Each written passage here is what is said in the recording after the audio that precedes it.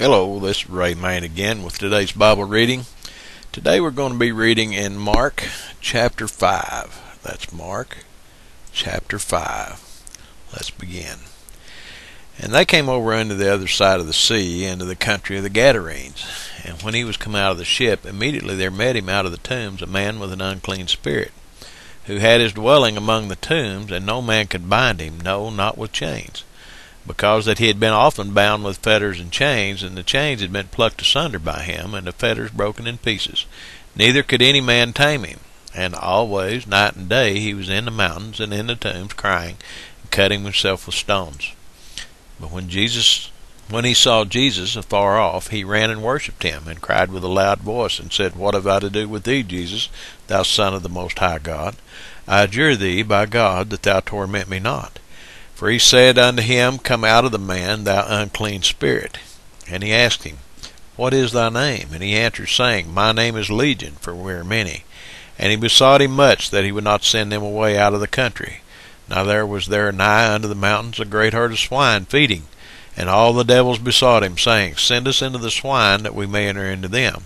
And forthwith Jesus gave them leave. And the unclean spirits went out, and entered into the swine, and the herd ran violently down a steep place into the sea.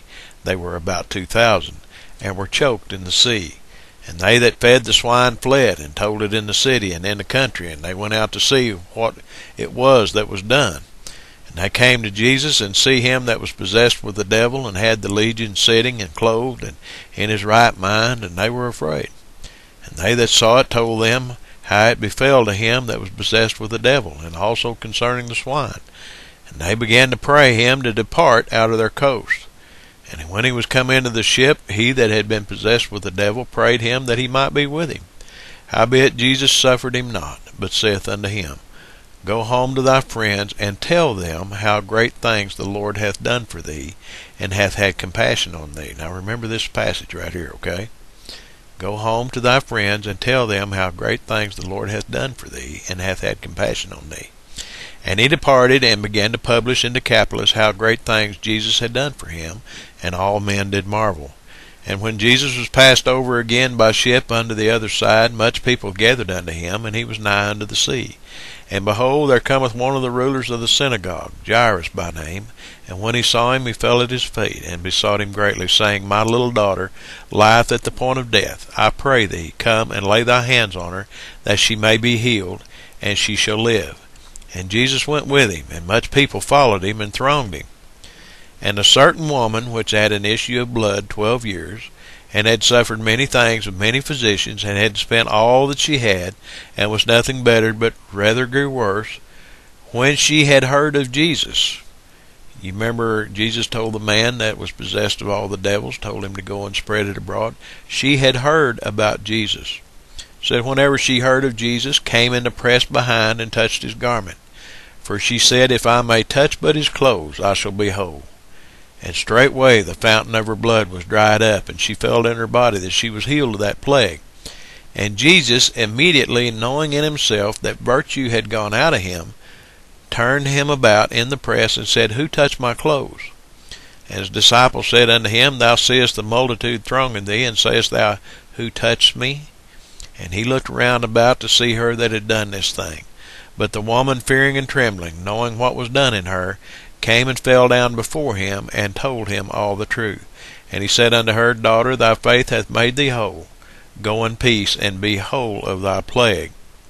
Now I want to stop right here just a second.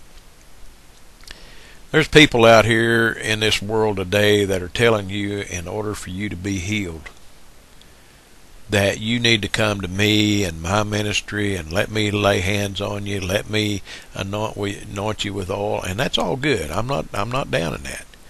But they've got the people believing that there is no way that they can get healing except somebody lays hands on them. But I want to show you something here. This woman that had this issue of blood, now, I've heard people preach it that she was down on her hands and knees. The crowd was so thick she couldn't get to him.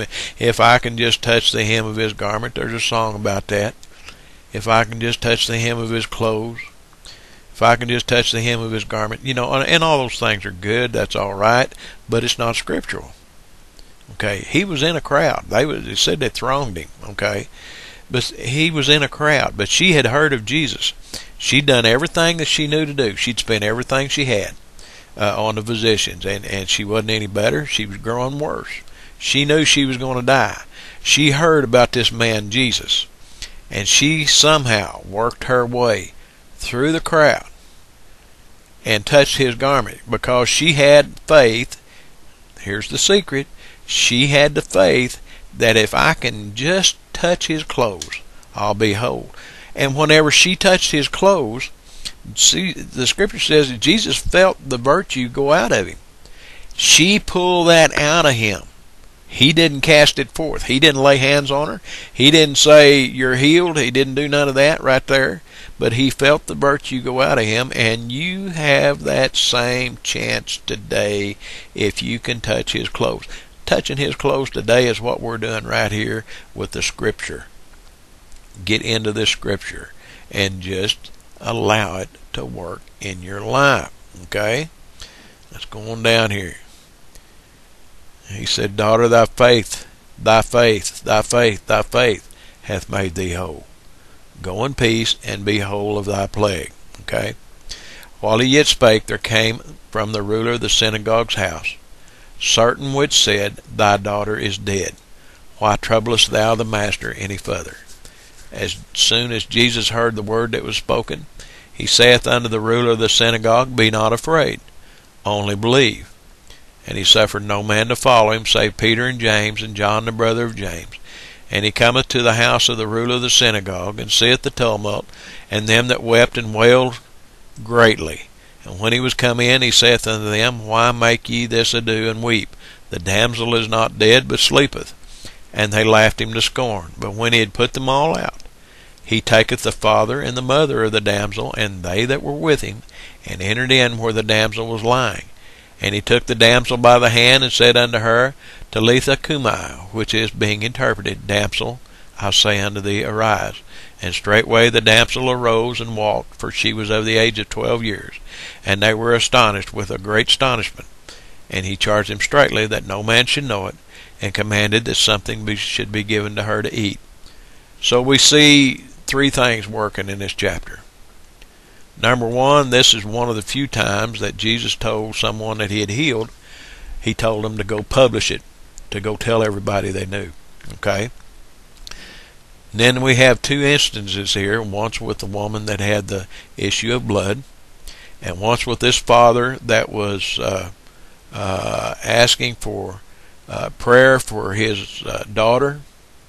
Let's see, where's it at here? Right here, the 36th verse. Whenever everybody was saying that the girl was dead, he said, be not afraid, only believe. See, these are two expressions of faith.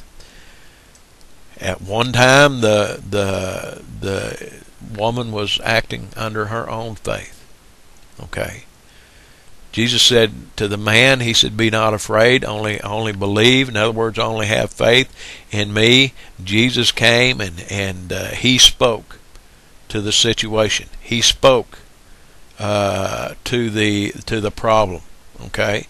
So it works either way, but the thing of it is there's faith involved. The Bible says without faith it's impossible to please God.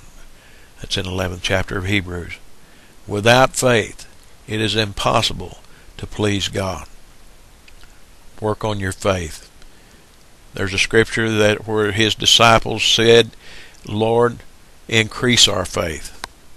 If you don't have the faith that you need today, ask the Lord to increase your faith. Stay in this word. We're going to get through this. The Lord is wanting to talk to you. He may be talking to you. He's wanting to do something in your life. Let's yield ourselves to him. If you've got a problem that's too much for you, turn it over to the Lord. He said, my yoke is easy, my burden is light. That just means turn it over to him and let him have it. Okay? That's it for today. God bless. Have a blessed